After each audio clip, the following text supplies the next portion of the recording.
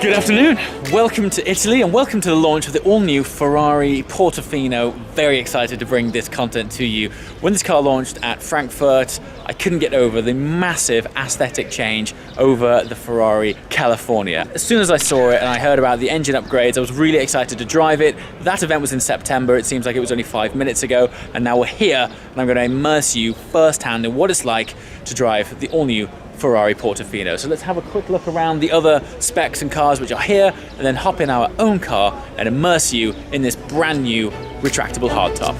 Let's hit it.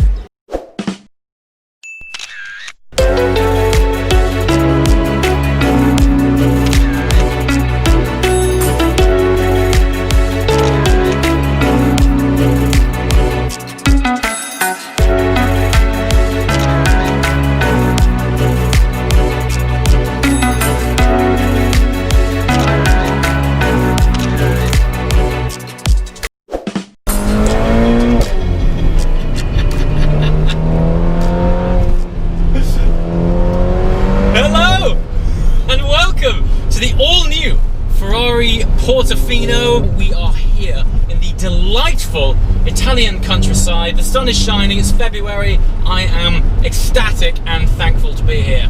So, what have we got? Well, a little bit of context. This car is the successor to the Ferrari California and California T. Now, the significance of that car is that it's accounted for around about 20 to 25% of Ferrari's cars sales. So despite what you think of the California, it is actually a really significant car for Ferrari as a brand.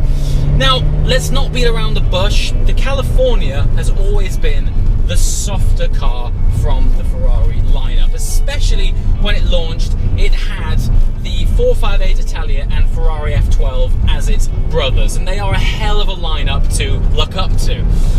But things have changed. The world has moved on. Ferrari as a brand is going quite strongly turbocharged, particularly with its 488 GTB, and this is following suit. Now, what's interesting is this is an evolution of the engine that is in the Ferrari California T. That car, when I first drove it, it was just a bit of a non-event. For me, it wasn't a particular, it didn't give me the Ferrari fizz that I typically associate with being in this brand. I think when you approach these cars, the mere mention of the word Ferrari sort of draws up these connotations which have been founded in history based on passion, performance, soul, just almost tangible energy of what these cars will feed back to its driver.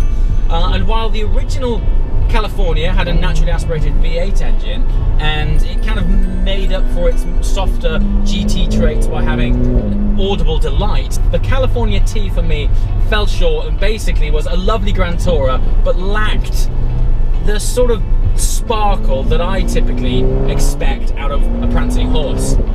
This, however, on paper, things in the engine department don't look too different, but of course, us as humans, as bags of sensors, these little details actually affect us emotionally way more than when we read them on paper. So we're actually now only 40 brake horsepower more. Doesn't sound a great deal, and so we're now up to 600 horsepower. Now you got to remember, this is Ferrari's entry-level car. If you're going to get into a Ferrari, the California T, at least, for me, isn't necessarily what you might expect. It's not the connotations which are drawn up when you get inside one.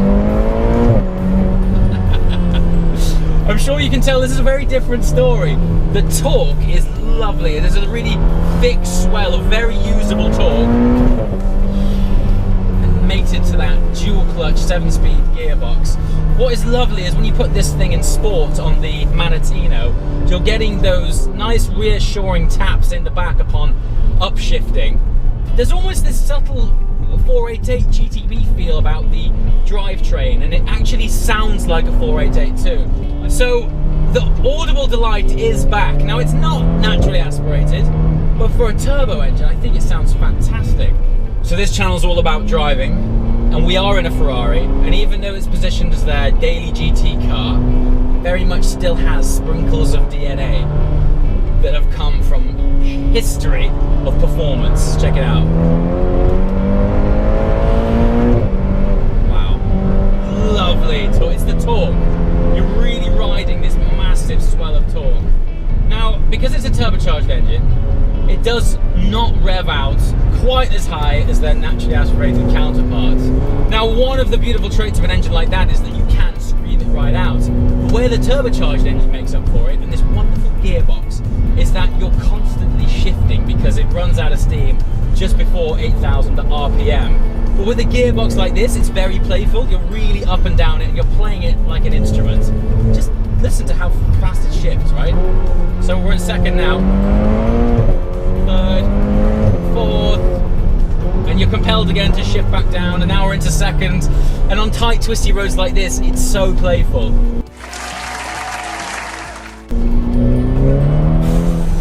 Of course, this car takes on a whole new life of its own because this is a retractable hardtop convertible. So with the press of this button here, in 14 seconds, we now have an entirely different driving experience.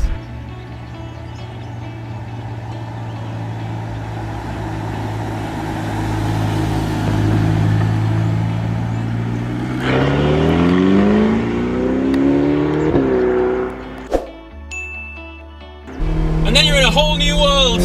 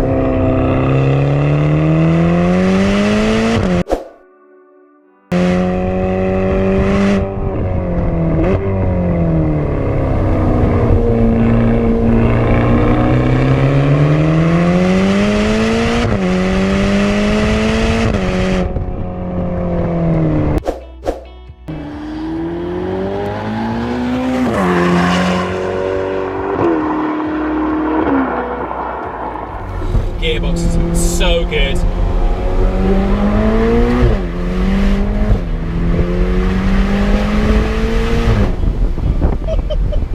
So there's something interesting. Earlier on I was talking about the amount of torque that this car has. Ferrari have implemented a system which basically manages the torque in each gear you're in. So you don't have 100% of torque available all of the time, and that at first might sound like you're being shortchanged, but in actual fact it allows you to get the most traction possible because it optimizes the amount of torque in first, second, third gear to apply the most amount of traction to the floor. If this thing gave you all of the torque it's got, you just spin up the wheels, so you've always got a lovely amount of traction, even though by the ECU you're not necessarily using as much torque as there is available. Very trick, you wouldn't know it was there, but when you feel that swell of torque, you're really thankful for it. Funnily enough, the road surface we're on right now, particularly slippy, and it just puts that traction down in. It's gorgeous. So the biggest takeaway for me, first of all, the difference, the changes in this car over the Cali T is so much bigger than I expected. I'll say it straight, I just wasn't a fan. The California T for me just really missed the mark in terms of, look, it was a very good car, but for me it didn't represent what the badge stands for me. This car, very similar engine, but whatever magic dust they've sprinkled on it back at Maranello has worked wonders. You've heard it, you've just heard that thing firsthand. It sounds much more like a 488. It handles beautifully. You know, there's not a great deal to criticize. It's just a lovely environment to be. And I think if this was the first Ferrari you experienced, I think they've gone a long way since the California to embody the Ferrari ethos in their entry level car than they did do with the previous California, and I think that is something not to be underestimated. To be able to get into a Ferrari this good at 166 grand, don't get me wrong, by the time you've got options on it, it's going to be pushing 200. But still, by the time you've got in it, I think you're really immersing yourself in the beginnings of what this fantastic brand feels like. As always, guys, thanks for watching, and I shall see you next time. Ciao!